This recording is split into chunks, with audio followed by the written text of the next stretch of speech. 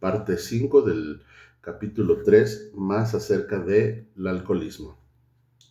Fred es socio de una bien conocida empresa de contabilidad. Sus entradas son buenas. Tienen un magnífico hogar. Está casado felizmente y es padre de muchachos prometedores en edad de la universidad. Tiene una personalidad muy atractiva que hace amistad con todos. Si ha habido un hombre de negocios próspero, Fred lo es. Según todas las apariencias, es un individuo estable y bien equilibrado. A pesar de todo esto, Fred es un alcohólico. Lo vimos por primera vez hace un año en un hospital al que había ido a recuperarse de un tembloroso ataque de nervios. Era su primera experiencia de esa clase y estaba muy avergonzado de lo que le pasaba. Lejos de admitir que era alcohólico, se decía a sí mismo que había ido al hospital a descansar de sus nervios. El médico le indicó con firmeza que podía estar peor de lo que creía. Durante unos días se sintió deprimido por su condición. Tomó la resolución de dejar de beber totalmente. Nunca pensó que tal vez no lo pudiera hacer, a pesar de su carácter y de su posición. No creía ser un alcohólico y mucho menos aceptaba un remedio espiritual para su problema. Le dijimos lo que sabíamos acerca del alcoholismo. Se interesó y concedió que tenía algunos de esos síntomas, pero distaba mucho de admitir de que no podía hacer nada por sí mismo. Me perdí un poquito, bueno, estaban hablando con Fred, nunca pensó que tal vez no lo pudiera hacer a pesar de su carácter y de su posición. No creía ser un alcohólico y mucho menos aceptaba un remedio espiritual para su problema. Le dijimos lo que sabíamos acerca del alcoholismo, se interesó y concedió que tenía algunos de esos síntomas, pero distaba mucho de admitir que no podía hacer nada por sí mismo.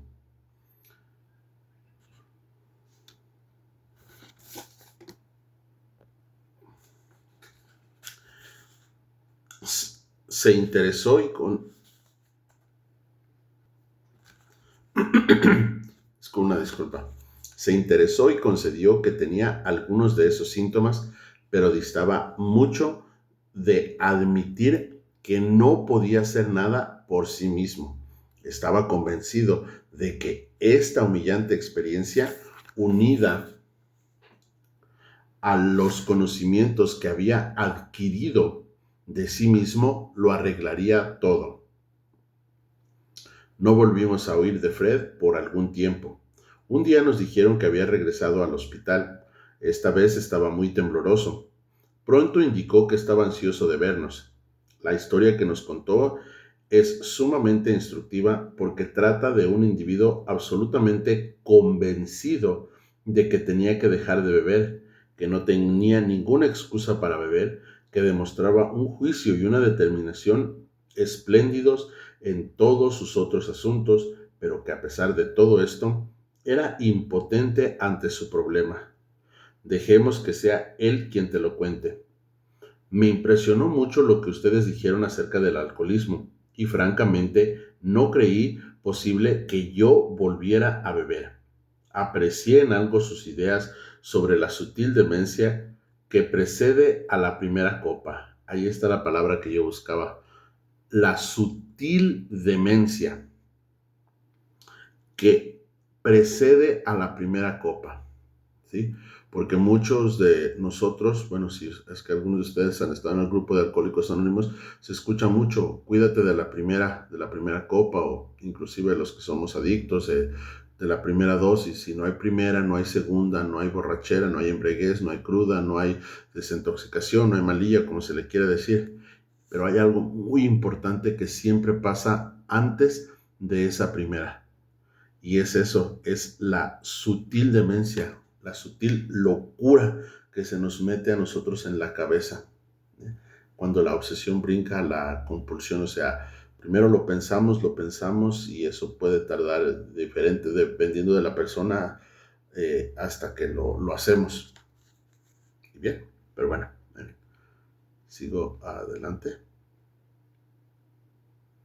Bien, dice, aprecié en algo sus ideas sobre la sutil demencia que precede a la primera copa, pero tenía confianza en que no me podía suceder a mí. O sea, a todos los demás les puede pasar, pero a mí no me va a pasar. Yo estoy convencido de que no me va a pasar. Después de lo que ya sabía, razoné que mi caso no estaba tan avanzado como los de la mayoría de ustedes. O sea, ustedes sí son borrachos, pero yo no.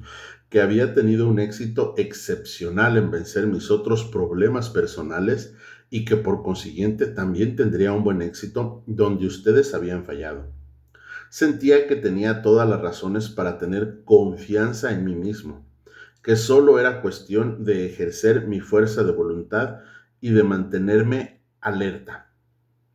En este estado de ánimo me dediqué a mis negocios y todo fue bien. No tenía dificultad en rehusar las copas que me brindaban y empecé a pensar que si yo no había estado y empecé a pensar que sí, yo no había estado complicando un asunto tan sencillo. Un día fui a Washington para presentar unos comprobantes de contabilidad en un departamento de gobierno. Ya me había ausentado con anterioridad durante este periodo de abstinencia, así es que no era nada nuevo. Físicamente me sentía muy bien. Tampoco tenía problemas o preocupaciones apremiantes. Mi negocio salió bien, estaba satisfecho y sabía que también lo estarían mis socios. Era el final de un día perfecto y no había ninguna nube en el horizonte. Me fui al hotel y me vestí despacio para ir a cenar. Al cruzar el umbral del comedor me vino a la mente la idea que sería agradable tomar un par de cócteles antes de la cena. Eso fue todo, nada más. Pedí un cóctel y mi cena. Luego pedí otro cóctel. Después de la cena decidí dar un paseo a pie. Cuando regresó al hotel se me ocurrió que me sentaría bien un traguito antes de acostarme.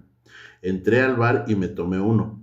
Recuerdo haberme tomado algunos más esa noche y bastantes al día siguiente. Tengo el recuerdo nebuloso de haber estado en un avión rumbo a Nueva York y de haber encontrado en el aeropuerto a un taxista muy servicial en vez de a mi esposa.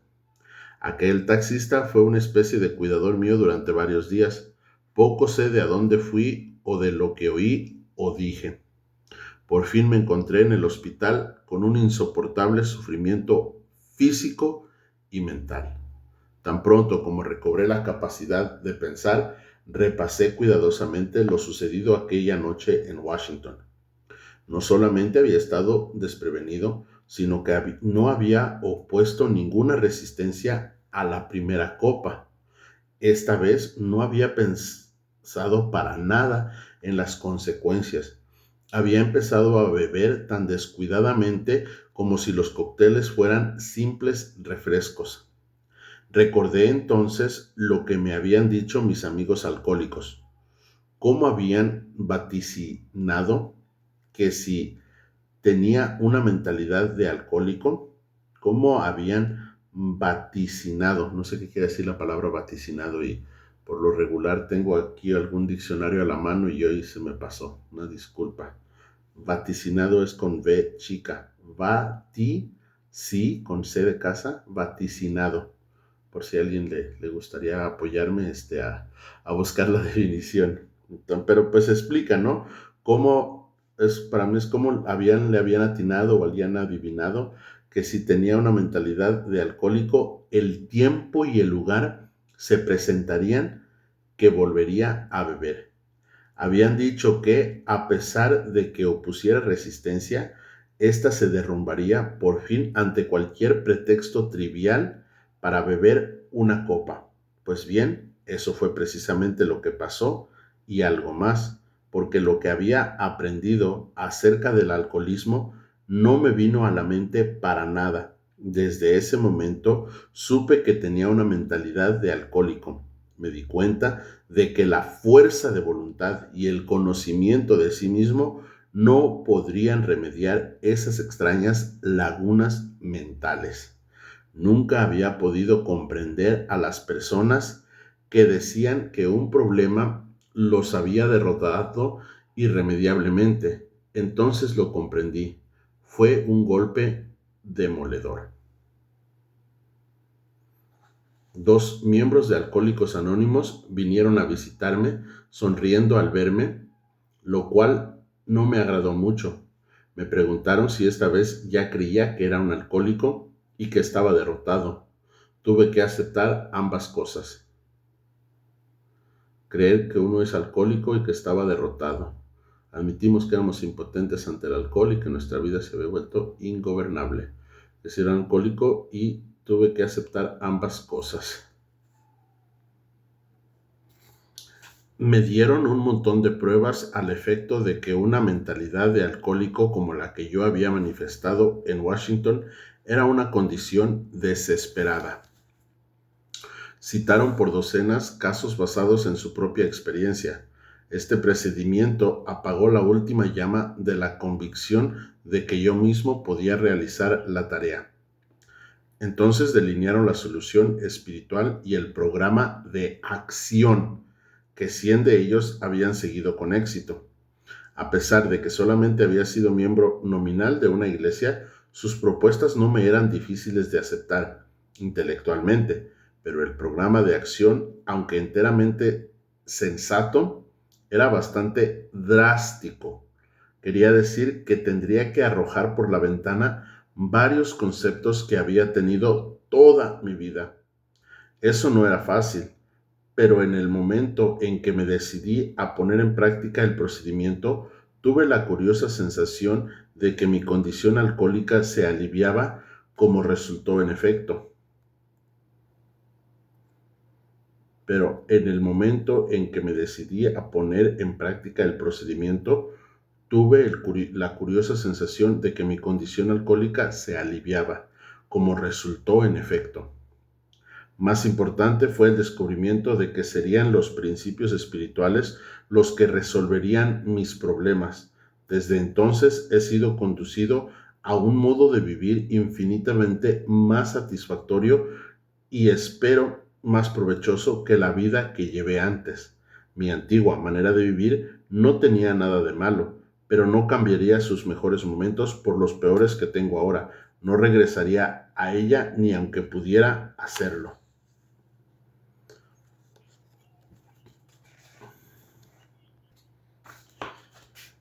La historia de Fred es elocuente por sí misma.